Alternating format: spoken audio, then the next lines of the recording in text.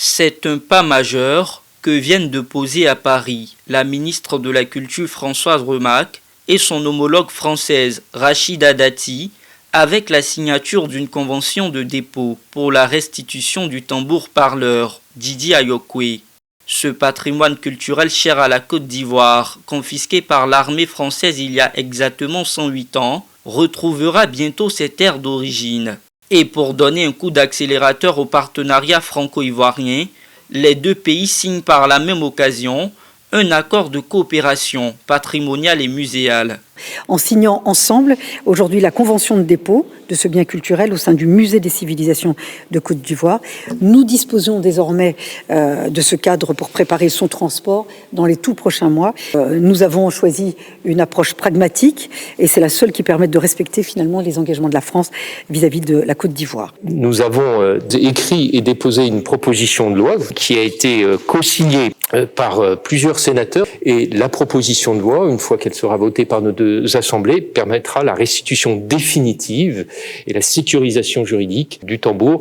C'est donc deux démarches complémentaires. Cette signature est enfin une illustration forte de l'étroitesse de la relation que nous entretenons avec la Côte d'Ivoire. Vous pouvez compter sur ma mobilisation et mon engagement pour continuer à développer notre relation dans tous ses aspects, alors que nous avons encore tout à faire pour la jeunesse en matière économique ou de francophonie.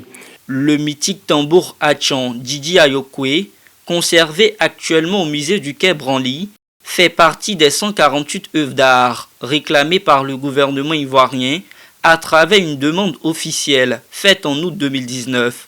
La ministre Françoise Remacle ne cache pas sa fierté de voir cette négociation de longue haleine porter ses fruits. Tout d'abord, je tiens à exprimer ma profonde gratitude et ma reconnaissance au président de la République, son Excellence M. Alassane Ouattara.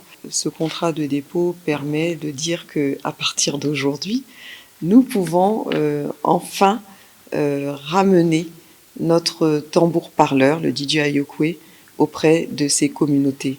Ce que l'on peut aussi noter, c'est que nous pouvons bénéficier d'un prêt d'une durée de 5 ans qui nous permet d'enclencher la restitution et le retour du tambour à Abidjan, au Musée des civilisations. En marge de cette rencontre, la ministre Françoise Remacle s'est rendue à la maison de la Convention pour un tête-à-tête avec Tani Mohamed Solihi, nouveau secrétaire d'État chargé de la francophonie et des partenariats internationaux. Au cœur de leur discussion, le raffermissement de la coopération dans le domaine culturel.